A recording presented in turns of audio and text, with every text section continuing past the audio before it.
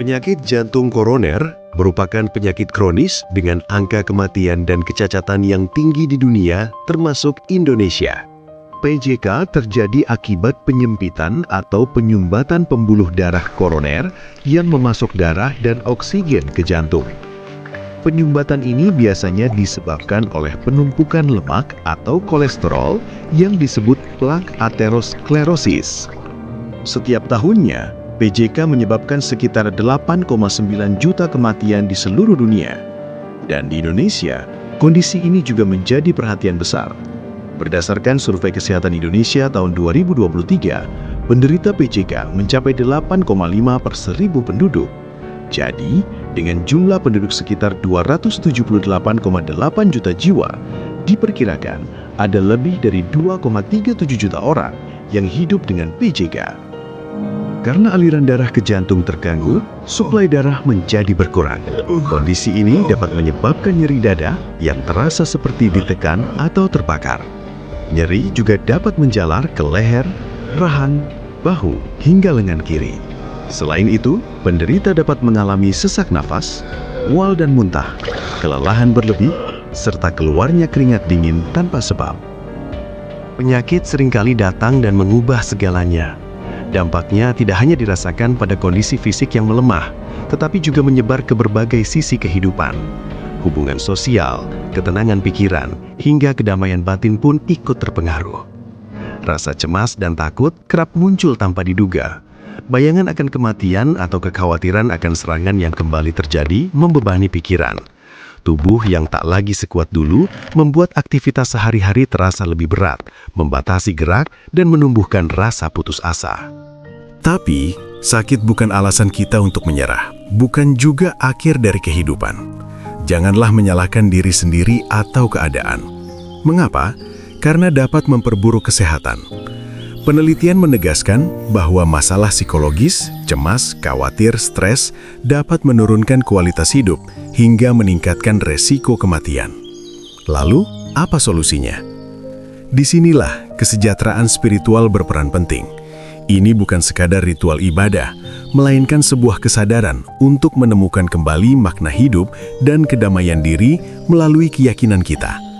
Spiritualitas inilah yang menjadi jembatan yang menghubungkan kesehatan tubuh, ketenangan pikiran, dan semangat hidup agar kita mampu menghadapi penyakit ini dengan lebih tangguh. Kesejahteraan spiritual memiliki hubungan yang kuat dengan kualitas hidup. Kesejahteraan spiritual adalah kondisi kesejahteraan batin yang tercermin dari hubungan yang harmonis dengan Tuhan, diri sendiri, sesama, dan lingkungan. Kondisi ini membantu seseorang merasa lebih tenang, memiliki makna hidup, dan lebih kuat dalam menjalani kehidupan.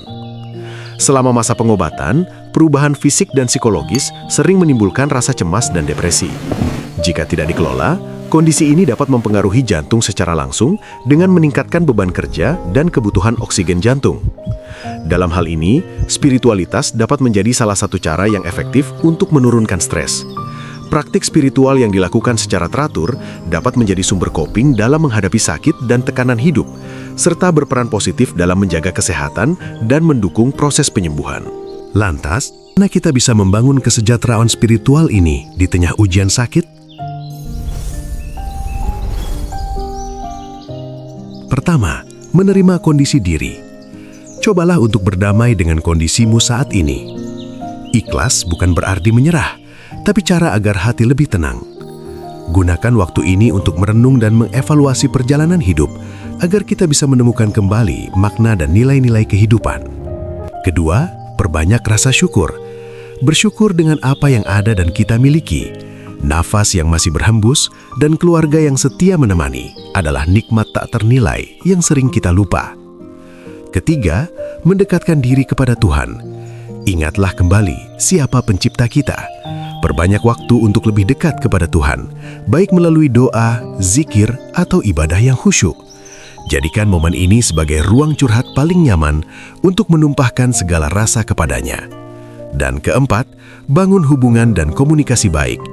Jangan biarkan dirimu sendiri. Mengikuti kegiatan positif atau komunitas keagamaan bisa menjadi sumber dukungan yang menguatkan.